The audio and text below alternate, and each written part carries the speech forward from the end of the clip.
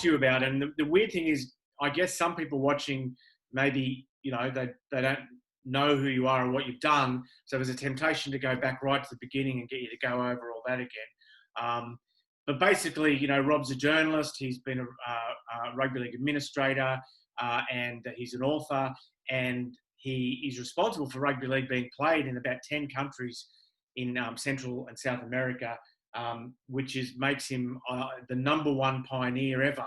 I think, as far as if you're counting countries, I don't think anyone can lay claim to actually starting the game in that many countries. But there's a couple of things Rob's got going at the moment that by the way, Annie Massey, I have to always mention her, VIP patron, Annie Massey, White Line Fever Live, patreon.com/White Line Fever. But there's two things I want to talk to. One is with State of Origin on the horizon, is Robert's new book, Maroon Mentality. Welcome, Robert. Can you tell us a little bit about what Maroon Mentality is about, where the idea came from, how you're executing it, how you're putting it out, what sort of reaction you've got? Sure. So really, as opposed to all the books that focus on Mal and Wally and Alfie and the main Queensland stars, this one encompasses all 203 State of Origin players to represent Queensland since 1980.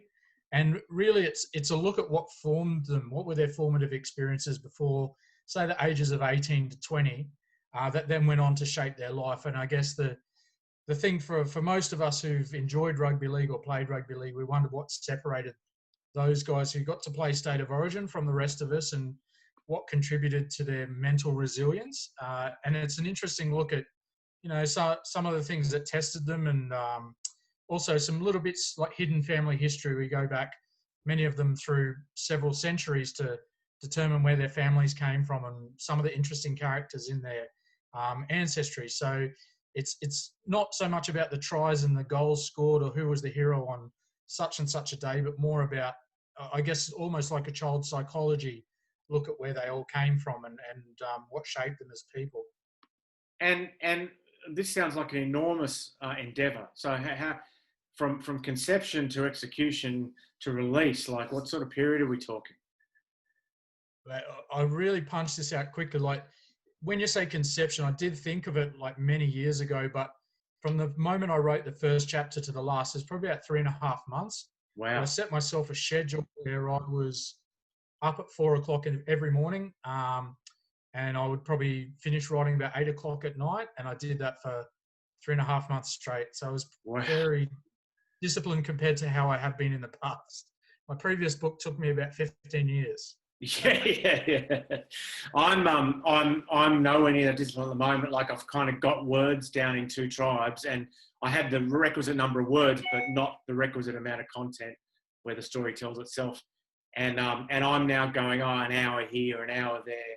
I really need to go back into that level of discipline. I can't possibly hope to achieve that level of discipline that you've shown. So tell me about, and just from the people out there who are involved in publishing and merchandising and writing, tell me about how you decided to get it printed and how you decided to market it and what formats it's available in.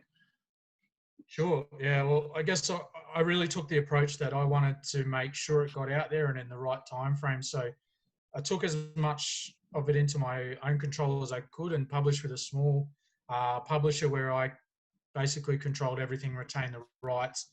And as of today, I've actually signed with that to go to a bigger publisher. So congratulations. That's one of the benefits. Yeah, cheers. So was able to reap the rewards of doing a bit of self-marketing and just putting it out there. And thankfully that's been seen and maybe opens the door for a few more projects down the track. I'm going to make sure I don't ask yeah, definitely. Keep talking. What's that?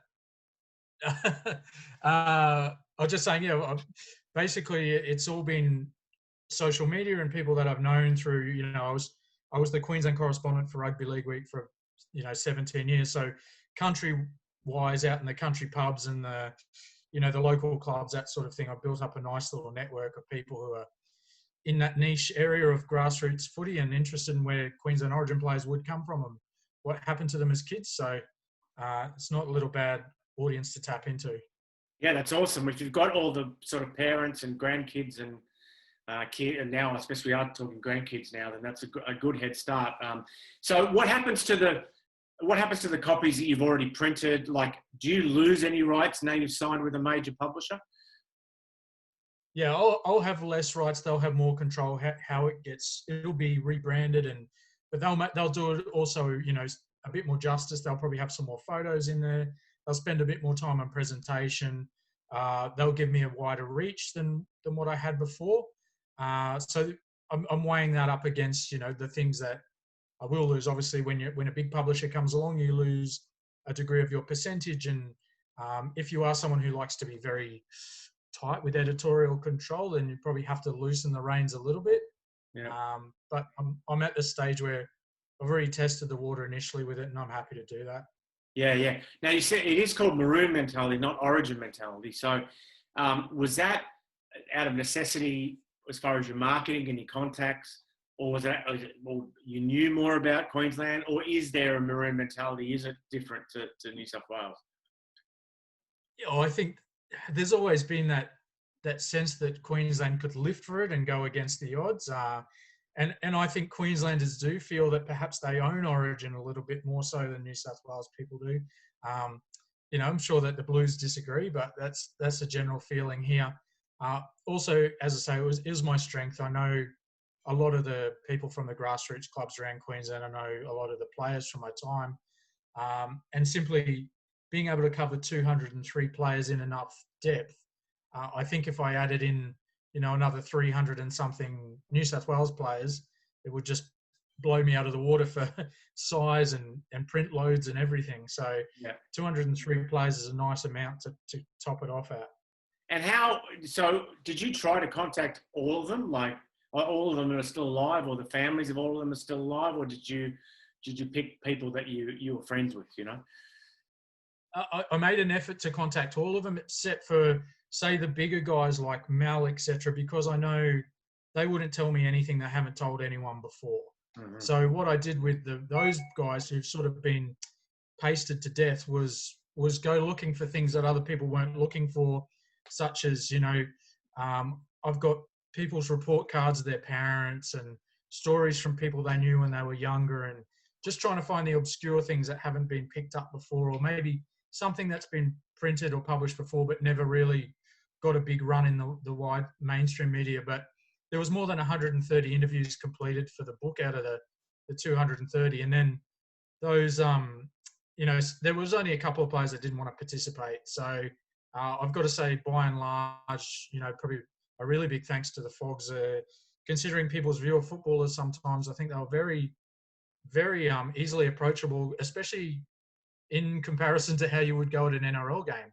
And that was probably the thing you will relate to, is of the people that didn't want to participate, most of them were the later generation. So the earlier generation were very happy to have a chat. Was Martin Bella one of them, or?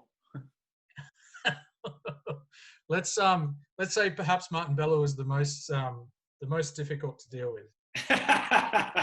It's funny because I used to get on really well with Martin, and when he played, before the Cowboys' first trial match, he came around to my sister's house in Mackay and took me out to his farm and stuff. But when I would ring him in later years for Origin retrospectives, he just would say, no, I don't want to do it. He just, so, but that's what made him Martin Bella, I guess.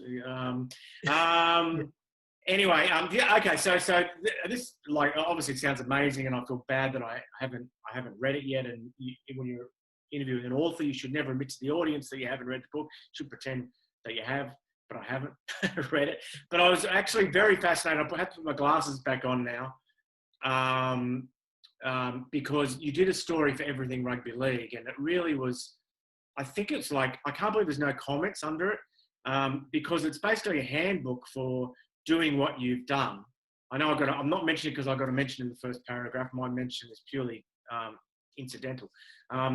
But you talk about what you need to remember if you're involved in trying to spread rugby league to a new area. And I guess it means actually, trying to get people playing in a new area. But a lot of the points could apply to just working in rugby league, trying and being involved in rugby league and being anything but the governing body, which is I've tried recently in many different angles, and I think some of these lessons apply, and I think viewers, listeners will benefit from some of these. And this is how you survive, how you come out of it. Sorry?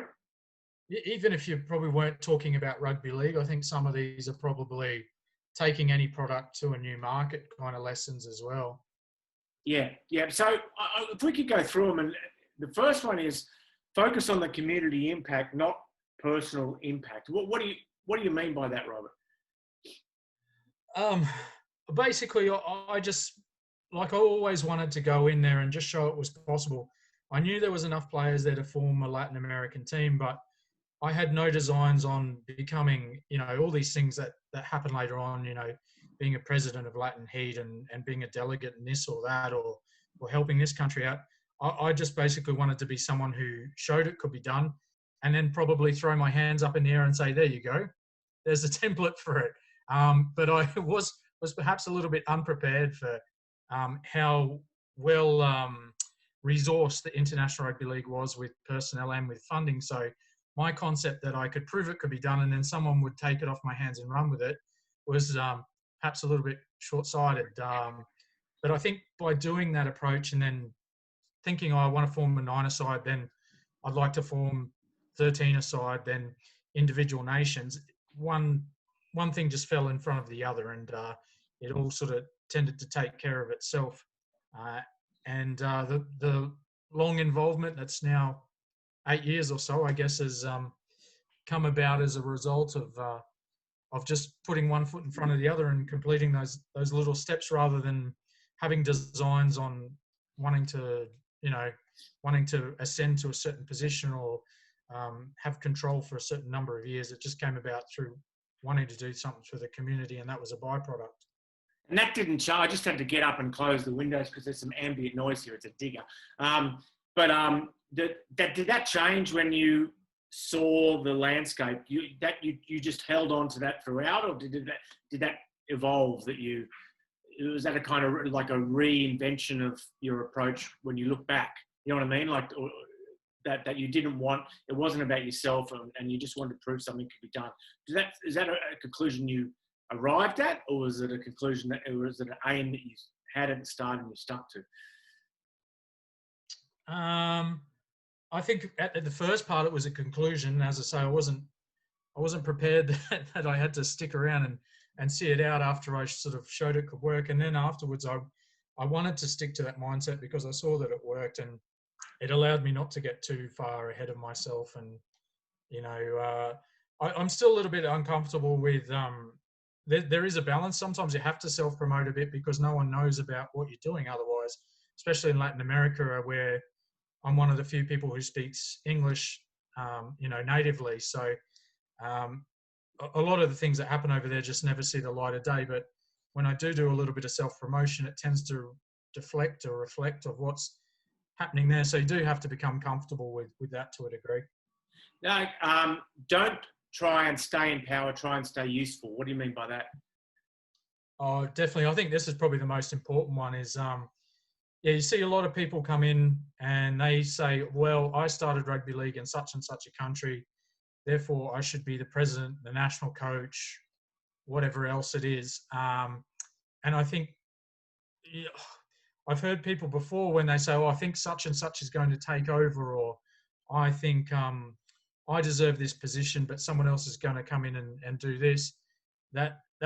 It's probably completely the wrong mindset, because there's very few people get paid in the game.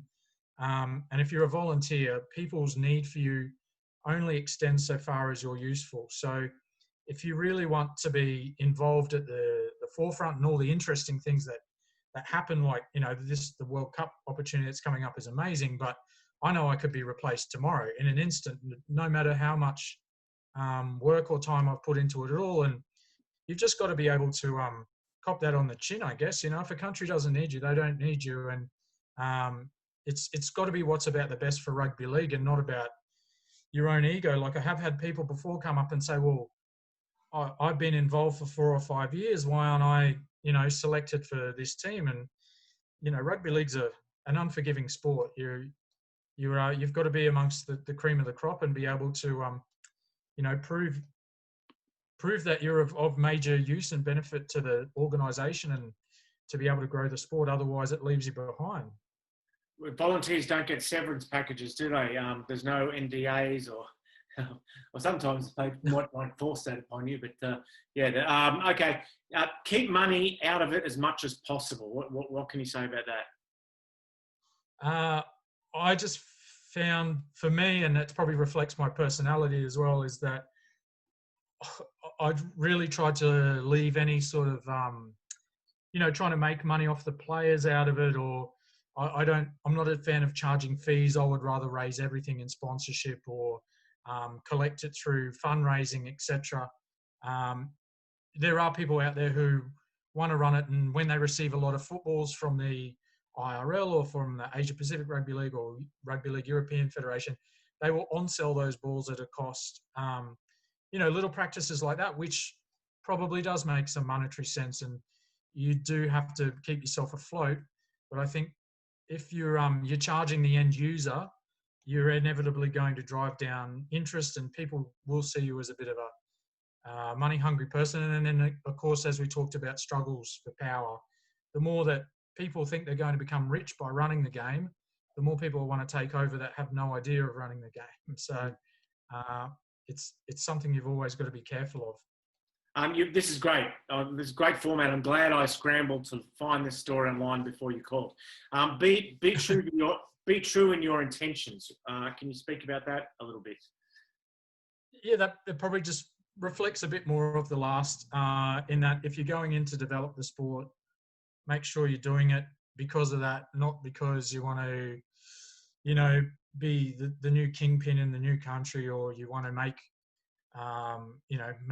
a couple of quick dollars out of it, or it's a segue to opening your business or those type of things. I think if you go in there and you're someone who genuinely loves rugby league and you want to see more people playing the game, then just let that hang out and be open and try and help people out as much as you can. Yeah. What if your intention is to help open a new business or or get a longer email list? You've got to be open about it, but I think the longer email list is not probably going to win too many friends. I think if you want to open a business, it's fair enough if you're upfront about what you're doing. But yeah. Okay. Be fiercely loyal, but don't believe this will always be reciprocated. That's obviously comes from experience, I guess, and maybe a few specific experiences. Yeah, definitely. I think, loyalty counts for so much in rugby league, on the field, off the field, and it's best that you try and find people that you have a level of trust with and stick with them through thick and thin. But eventually you will have people that burn you, that you've either invested a lot of money or a lot of time or a lot of maybe emotion, a lot of friendship or expectation in a particular person. And it won't happen. But my experience is, you throw yourself at the good of the world, and 80 to 90% of the time the good comes back to you. It's only occasionally, the bad returns. And if that happens to you, you kind of just got to pick yourself up and move on. And, someone who's disloyal, they've got to carry themselves with that. And someone who's loyal, they can, even if you've been hurt and you've been made to look a fool, you can probably go to sleep at night feeling reasonably okay about yourself. Yep. Number 6, be there. What do you mean by that? There's a lot of people you see yelling directions from different continents or from different states or different cities about what everyone should be doing. But I've found there's a lot of value in trying to be at as many training sessions as you can, be at all the events. I think the first 6 or so years of Latin Heat, I missed one junior event that was on the same day as another, but all the others even, flew into Sydney or flew into Latin America or flew into the USA, so could be there for all of them, because I wanted to build the feeling that it was a family and that someone cared about each of these people. And yeah, I think I've just noticed a couple of countries where people in totally different parts of the world, and they're shouting instructions that, because they haven't got skin in the game, people aren't listening to them. Yeah, yeah. Believe in it, say it will be done. What do you mean by that? Yeah, massive lesson this one, and I think just probably a good thing for anyone to pick up in general life. Probably something I got from working in gyms for a while is just being really positive about what is to be done, because you get a lot of people, and I've met quite a few along the way that will say, "Oh, we'll just we'll have a go, see if we can get a team together.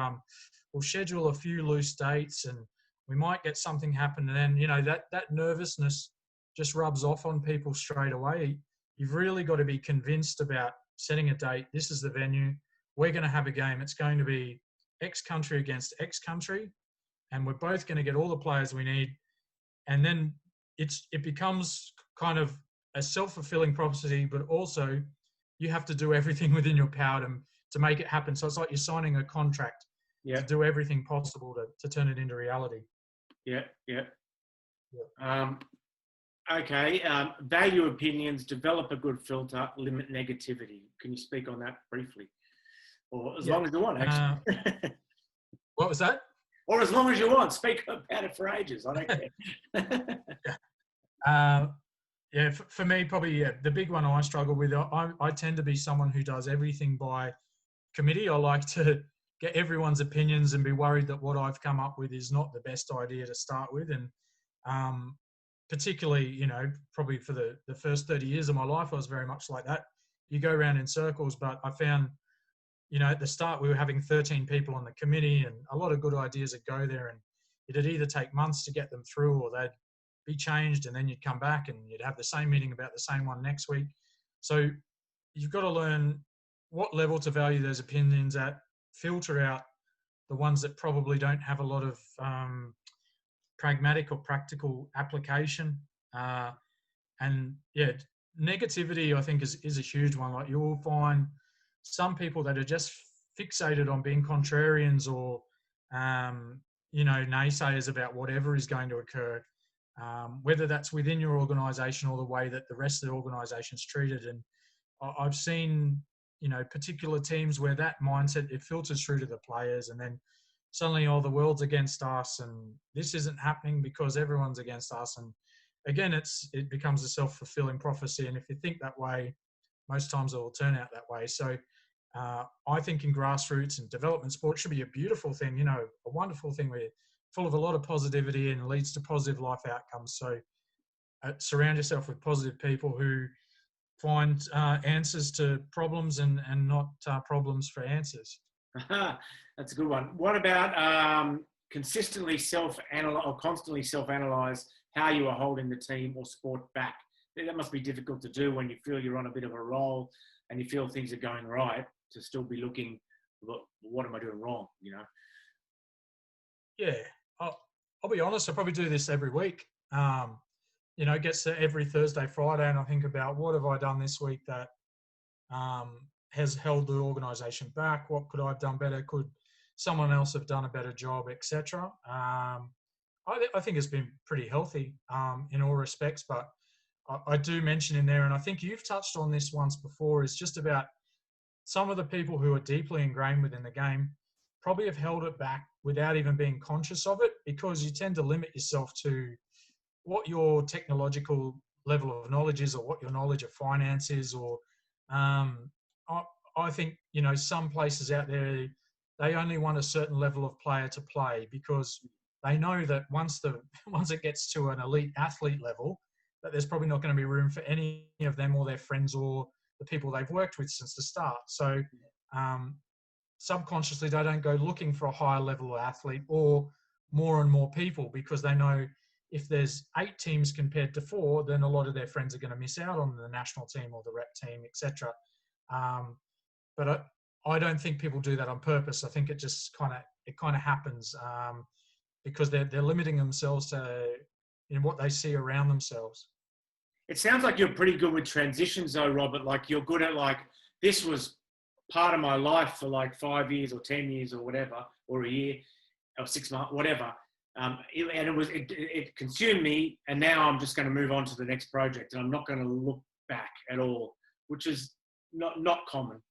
People people crave routine and they crave familiarity so they can organise their day. You know what I mean? So I guess it's not a real common trait that people have. Maybe part of it is personality, but I think also it's a learned defense mechanism as well, because as I spoke about, those people that go into countries and say, you know, I set this up, I should be the president, I should have the rights with the government, etc.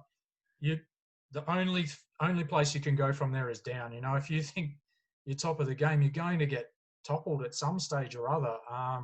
So that day is going to come for everybody. So you're best prepared and be able to see it from a practical point of view of how you remain relevant, rather than just trying to enforce that you are relevant. Yeah. The other thing I've kind of sort of been grappling with recently, it's not like I'm giving my own, I'm on my own couch and I'm my own psychologist, but it is, the world is like full of possibilities and there's so many cool things to do, and you don't want to limit yourself by discounting any of them. But if you're thinking about them all the time, you kind of get nothing done. You know what I mean? Like, well, you've got a book on the go, and you're obviously taking Brazil to the World Cup, which we'll talk about in a minute, and stuff like that.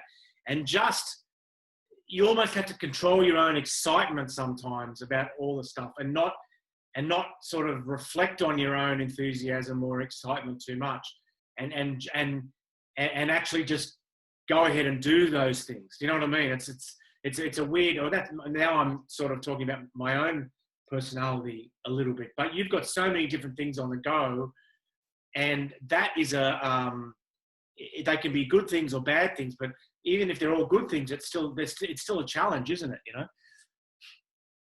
Yeah, I don't think it's, you know, you're 100% right to reflect on yourself, because I think both of us as rugby league tragics, we've got that degree of obsessiveness about us. So it's what drives you to become a good rugby league writer, because you remember all these nuanced things that nobody else has, you know, bothered to remember or could remember. But yeah, absolutely. You take on so many challenges, and right at this moment, I am at a point of starting to rationalise those, and, you know, perhaps a little bit of a scoop. But I don't think we'll see Latin heat exist, you know, past next week maybe. So really, yeah. Why is that, Robert? So because basically the people who are left as directors have got so much on their plate, and you know, the Latin American Federation is being talked about by the International Rugby League. It'll effectively formally replace what was a volunteer charity organisation, which is a good thing. Yep.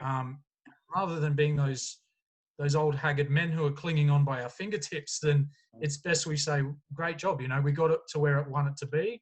And, you know, perhaps some of the smaller countries now, so, you know, Chile, Brazil, Colombia, Peru, etc., they're kind of set up and they're on their way. And I'm sure Argentina will be rejoining soon. But some of those smaller countries, like, you know, say an Ecuador or a Uruguay, now is perhaps the time for their leaders to come to the forefront. And if they want to form, you know, little groups like Latin Heat, then now's their time to drive that, so they can get themselves to a position that's equal with everyone else. Because if Chile and Brazil are leading the way, what you're kind of getting all the time is the people who are the most preoccupied, who've got the most competitions to administer, are then sort of in charge of leading these other countries, and you don't have time, and you're not giving it everything you could do. So we don't want to hold those nations back from blossoming either.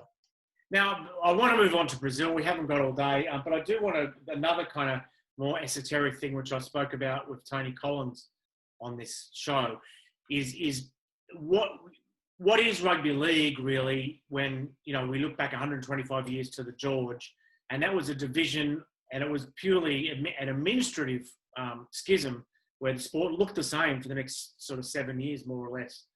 Or the next 12 years. It still had breakaways until 1907. So we've had much bigger actual schisms since. You know, hugely different things where the rules changed, and we had obviously two competitions in Australia in 1997. But, you know, we've got you know, the amateur game and the professional game in this country were in separate camps. You know, we've got 7-a-side, 13-a-side, playing under different rules. So I guess we kind of venerate 1895, but in many ways we've had bigger stinks amongst ourselves since. And the only thing that really defines rugby league, well, looking at it objectively, the only thing that really defines rugby league is it's run by rugby league administrators. Otherwise, it's just some people chasing a pig's bladder around the field. And so from your point of view, in trying to develop the sport in new territories, within the structures of rugby league and within the structures set out by the International Federation, which themselves change all the time. And this actually, your answer to this might actually, even though I don't know what you were doing in 1997, but your answer to this might actually get into my book, is you must have contemplated the whole concept of loyalty and disloyalty to the sport very carefully in your journey, and that if I go outside the structures set down by the local federation or the international federation, am I being disloyal to the sport, and has this ceased to be rugby league? What makes it rugby league, and what actually is loyal and what is disloyal in your understanding? Wow. Yeah, definitely I've considered that, but geez, man, that's a really hard one to think about. But mate, when you talk about Brazil, what sort of brings it to the forefront is many of our leading players always say to us, I just wish no one would talk about rugby league versus rugby union. Like, they don't see any problem. They would come and play rugby union 3 days a week and rugby league the other 4 days a week, and they don't have any issue at all. And I absolutely hate when people from Australia and from England or from New Zealand hop on to all these developing nations and say, you have to say rugby league, and it becomes this sermon of semantics about how important it is to have this second word. These people couldn't care less. They want to play the game because they love sport. They love being active. And a funny thing with Brazil is that the women play sevens. There's very little 15-a-side rugby union. All the club competition is sevens. So for them, rugby league is, it's extremely similar to what they're used to. And for them, it's a little bit hard to understand why there's two organising bodies. But for us, we're very lucky because some of them are bringing across skills which are exactly what are needed for the task at hand.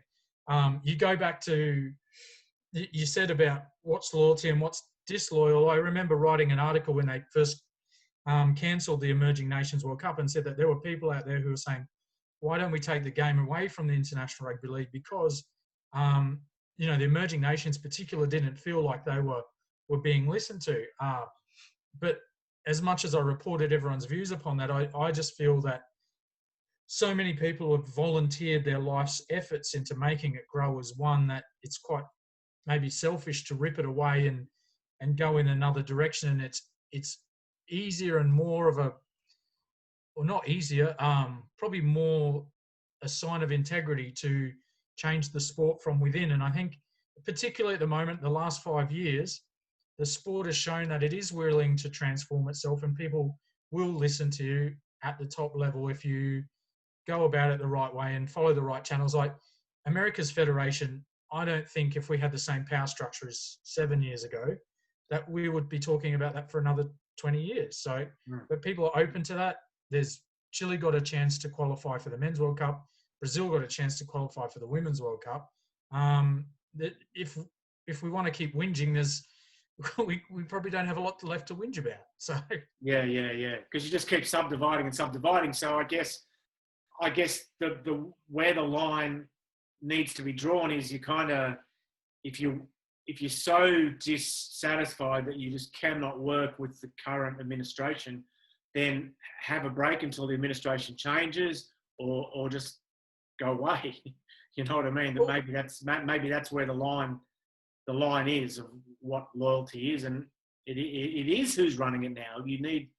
That is what rugby league is. It is defined by its administration, and and you may not like it anymore, but you are free to not like rugby league anymore. It's okay. You don't have to. You can just go away and like something else. You know what I mean? So, or try and change it constitutionally, from within. Most of these organisations have a constitution and a board, and politicking becomes part of the game. You've got to, if your voice isn't being heard, then you've got to take that to a higher authority, or get people on side and change the structure from within, so it does benefit everybody after a while. Yep, don't make the same mistake they made in Huddersfield 125 years ago. We'd all be one happy family. Don't do what they did. Don't be that guy. Finally, Brazil at the Women's World Cup. You're the team manager. I think you've had some sponsorship announcements recently, or you've got some coming up. So can you just give everyone an update on that? Yeah, so Agrimix recently come on board as our sponsor of our back of our jersey, and they're a Queensland-based company that deals in pastoral seeds, which is probably something a bit different for rugby league, but obviously Brazil's a very big agricultural company, and a nice little story to that about how their in-house scientist, he grew up in a small farming town in Brazil. He used to sell water at the lights to get a bus to training, and once he got the job over here, he's got 3 universities degrees, a master's, etc. So, he's a successful person in life. And now he wants to give back. So they'll be on the back of the jerseys. We still do have the front of the jerseys available. And in comparison to what you can get with most teams, I think to be on Brazil's kit when we're a little bit the flavour of the month, it's very easy. Like a short spot, you're starting at like US $2,000, which is nothing to be on all games BBC live streamed, and 1/4 of the national population of Australia watches every game. So there's a chance there. You don't have to be associated with Brazil. You could be someone who's in the Australian market, in the English market, and it just goes to more of those. It allows you to hit 2 or 3 markets at once rather than just your domestic market. That's awesome. That's awesome, mate. And are there any sort of channels, or I guess you want to tell people how they can contact you if they want to sponsor Brazil, or how they can get hold of your book? Go for your life. Sure. So probably the best and easiest way is you can look for Brazil Rugby League on Facebook, Brazil Rugby 13 on Twitter, also on LinkedIn. So you can message us there or want to find out more information. And as far as the book goes, again, Maroon Mentality on Facebook, or just type Maroon Mentality paperbook or Maroon Mentality Robert Burgin into Google, and it's the first thing that pops up there as well. So nice and easy, rather than remembering long URLs.